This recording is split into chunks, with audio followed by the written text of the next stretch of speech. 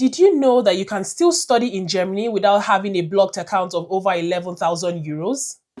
Yes, you heard me right. You can still study without having a blocked account, but only if you do this the right way. So if you're interested to know more or to find out more, please keep watching.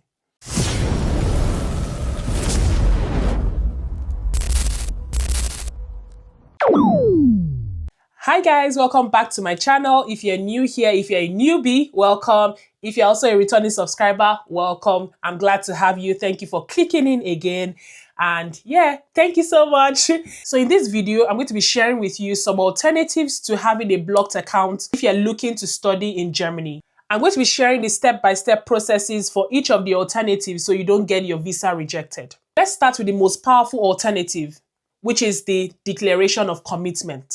The declaration of commitment has a German term, which I cannot pronounce, unfortunately, but I'll be stating it above here. So for the first alternative, which is the declaration of commitment, you need to have someone already living in Germany. It could be a family member, a friend, or even a company. The most important thing here is that the person must have a stable income. What the person will need to do here would be for the person to go to the local immigration office within their city. It's called the Ausländerbehörde. The person will just need to book an appointment and request for a declaration of commitment for a student. At this appointment, they would need to submit their pay slips, that's a salary slip, the employment contract, the proof of rent, and also their bank statements. The German authorities will then do the calculations based on the documents that they received from the person to be sure that the person can support themselves and also you as well. So after the German authorities do their calculations, and if the person qualifies, they'll issue an official document stating that the person will cover your living expenses in Germany. So this is the document that you'll be submitting at your visa appointment instead of the blocked account. Please note that this document is legally binding, and if anything happens and you're not able to sustain yourself or support yourself, the German government can hold the person financially responsible for this. That's why not everybody is eligible to do this or wants to even do this, because they're always scared, because what if something happens? And I don't blame them. Anything can happen at any time. So let's look at the second alternative, which is the education loans. If you want to go the education loan route as opposed to the blocked account route, please note that this loan must cover the entire yearly cost, which is currently 11,904 euros. So please note that your loan amount should be higher than this amount, because you also need to consider expenses like your flight ticket and also any form of additional cost that might come up. So here's why many students get rejected when they request for student loans. The loan that they'll be giving to you must be fully approved and disbursable. So that's why they always reject it. This means that the bank must clearly state that the money is ready to be used, ready for use, as opposed to the money being in a pre-approved status or locked status. When you apply for a loan, ensure that the loan letter includes your name, your full name, the total approved amount, and a confirmation that the funds can be accessible during your studies. Some international loan providers offer student loans for studying abroad, but always confirm that your German embassy accepts that specific loan provider. Now, let's talk about using your parents as your sponsors, because a lot of people get confused here. If you are going this route, you must be able to prove that your parents must consistently support you financially. This is not just about showing a large amount of money at once. It's about showing a stable income over time. Typically, you will need about 6 months of bank statements, pay slips, business registrations, and sometimes an affidavit clearly stating that they would be supporting you.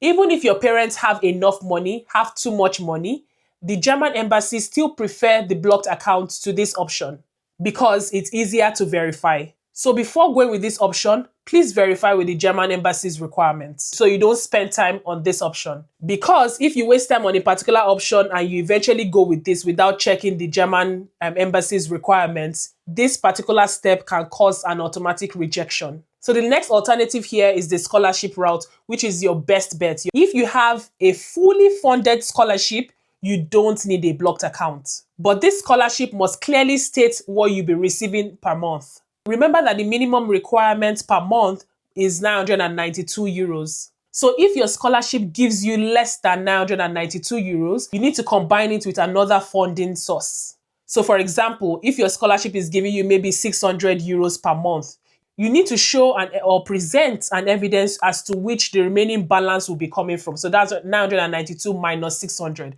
So you need to let them know where the remaining amount will be coming from. So now I'm going to explain how to combine options. You don't always have to rely on just one particular method. For example, you can combine a partial scholarship with a smaller loan. Even your parents can help with some savings. They just need evidence of all this. As long as the total proof equals or exceeds the 11,904 requirements, then you are good to go. You meet the requirements. So with all these alternatives I already stated, I'll be giving you a step-by-step process to follow or that will guide you. Number one is to decide which option is best and most realistic for you. It could be the scholarship route, it could be the education loan route. Choose the best option that works for you. Gather all your required documentations. Ensure that they are very legitimate, they are verified, they are official. So ensure that all your documentations are up to date and no fake documentations are present. Number three, confirm with the German embassy that your option is acceptable to them before going with that particular option. This step is very important and a lot of people skip it. So you don't have to wait till the last minute before you apply. You have to confirm that the option that you'll be going with is acceptable to the German embassy. Number four, prepare to clearly explain your financial plan during the visa interview. Because if you cannot confidently explain your financial plan during the interview, it can cause a lot of red flags. And finally, submit your documents and attend your appointment, your visa appointment. There are some mistakes that cause visa rejection. Number one here is submitting incomplete documents. Don't just assume that, oh, they will understand. Submit all your documents down to the T. Make sure all your I's are dotted and all your T's are crossed. Don't rely on promises or informal conversations like, oh, if someone is promising to help you. Don't rely on that. Ensure that every documentation is official, signed, and legitimate. So don't rely on promises of people. Germany is very strict about the financial proof because they need to be sure that you won't struggle when you get to Germany.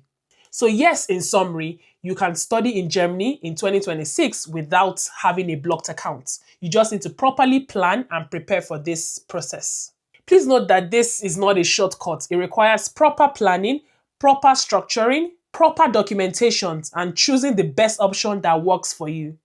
If you'd like me to, if you want, I can make another video breaking down the best option depending on your country, because this can make a huge difference. So thank you so much for watching as usual, and I will see you in my next video. So, but before I go, please like, comment, share, subscribe. Choose!